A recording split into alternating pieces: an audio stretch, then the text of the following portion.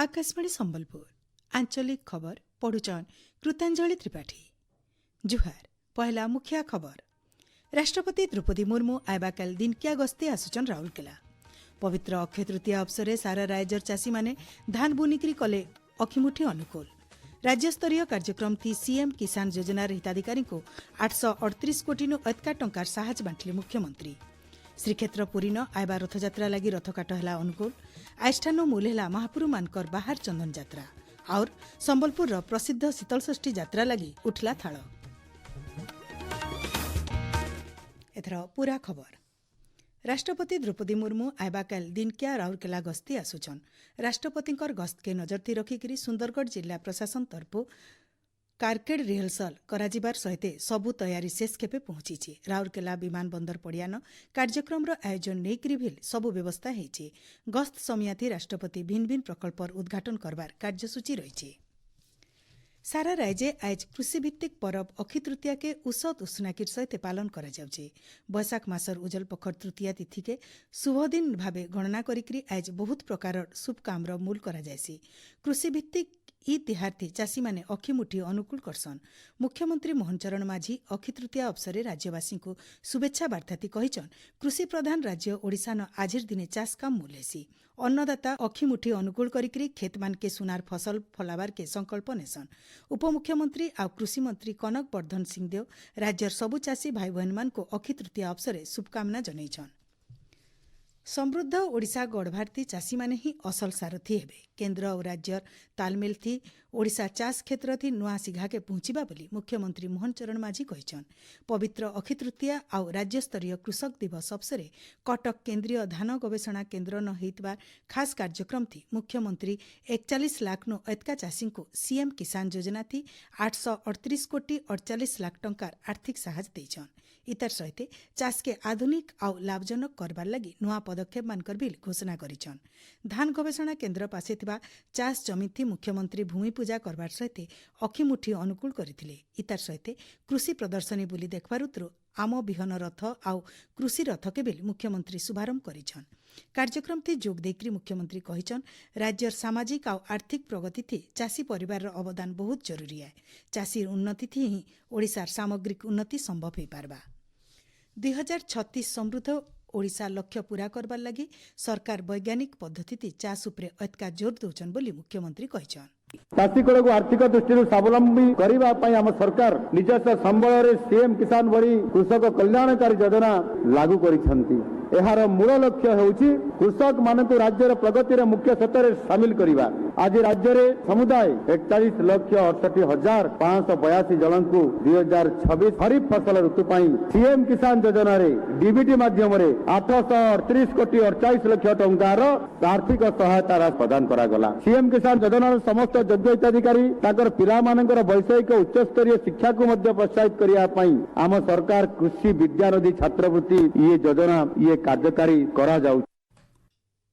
चाषी और चाषर उन्नति लगी सरकार सबु बेले चेष्टा करुछन। आयबा 10 बछर हेउचे संकल्पर बछर बोली मुख्यमंत्री कहिछन। गला 22 मास भितरे चाषर अभिवृद्धि हार 5.3% थी पहुंची जेंटा जातीय हार 4.4% नु बहुत अधिका है। जेंटा सरकार कर सठिक नीति और चाषी भाई बहन मानकर उन्नति मनोभाव के देखौचे बोली मुख्यमंत्री कहिछन। ई बछर राज्य 150 लाख मेट्रिक टन नु अधिका खाद्य शस्य उत्पादन करिकरी सरकार नुआ रेकर्ड करिछन। सीएम किसान योजना थी राज्यर 92% छोट नाममात्र चाषी आउ जमीन नाइथिबा चाषी परिवार को सामिल करा जायछि। पूर्णा और नुआ ज्ञान के अपनेकरी चाष करबार के मुख्यमंत्री ई अवसरे आह्वान देछन। संविधान 10 अनुसूची अनुसार पुरी ठाने आयबाकाल बाचस्पतिंकर कामकाज बाबद गुटे कमिटीर बैठक हेबा। इथि महाराष्ट्र ओडिशा नागालैंड विधानसभा बाचस्पति माने जोग देबे। संविधान 10 अनुसूची अनुसार दल बदल निरोध आईन भिन्न भिन्न दिग बाबदे आलोचना हेबा। सम्मिलनी थी लोकसभा और विधानसभार वरिष्ठ अधिकारी माने जोग देबे बोली जना पड़िछे। आपण माने खबर सुनुचन आकाशवाणी संबलपुर केन्द्र। पवित्र अक्षय तृतीया अवसर श्रीक्षेत्र पुरी न महापुरु मानकर रथयात्रा लगी आज 3 रथर तैयारी काम मूल होईछि। मध्याह्न धूप सरबारुत्रु पूजा पंटा सेवक माने आज्ञामाल विजे करिकरी रथ खलान पहुंचीबारुत्रु सेठाने रथ काट अनुकूल नीति करा जायतिला।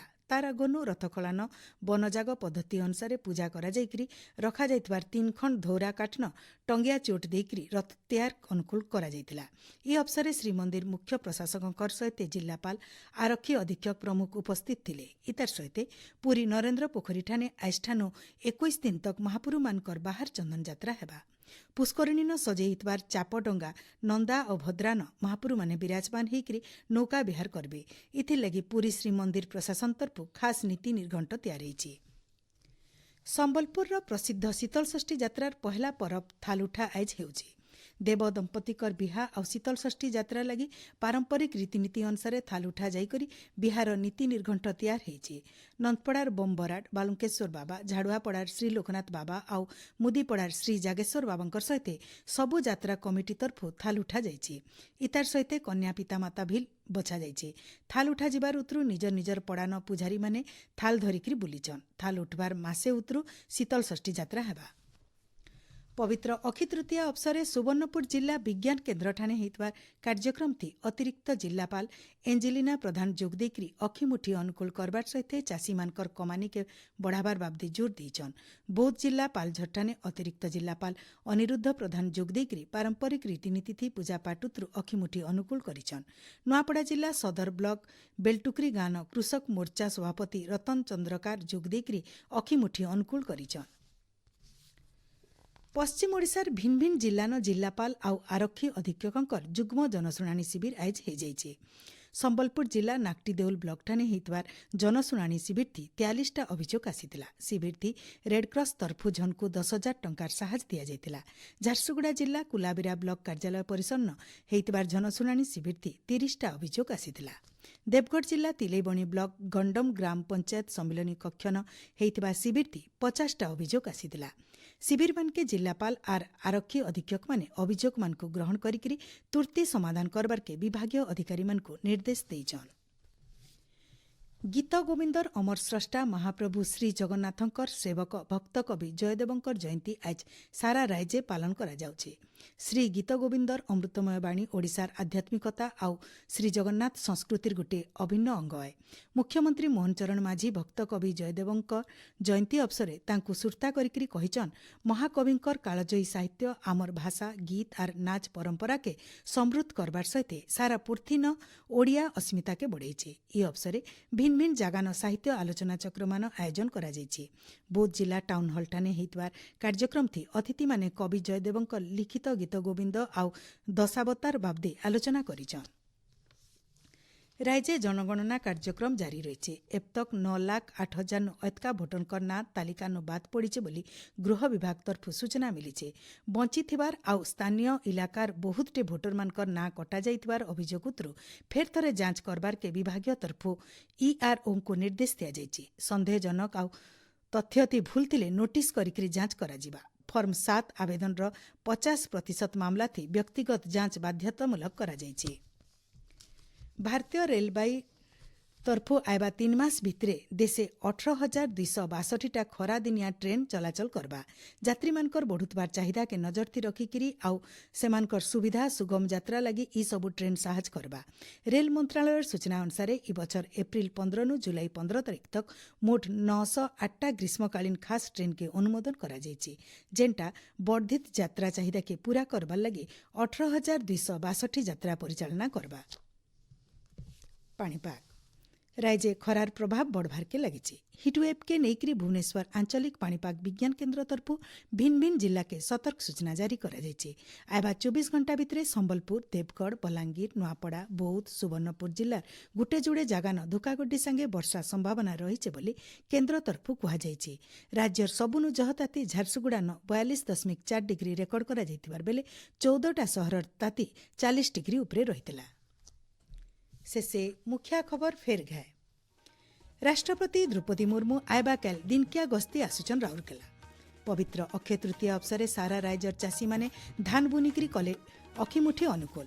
राज्य स्तरीय कार्यक्रम थी सीएम किसान योजनार हिताधिकारी को 838 कोटी अतका टंकार साहाय्य बांटले मुख्यमंत्री। श्रीक्षेत्र पुरी न आयबा रथयात्रा लगी रथकाट हेला अनुकूल।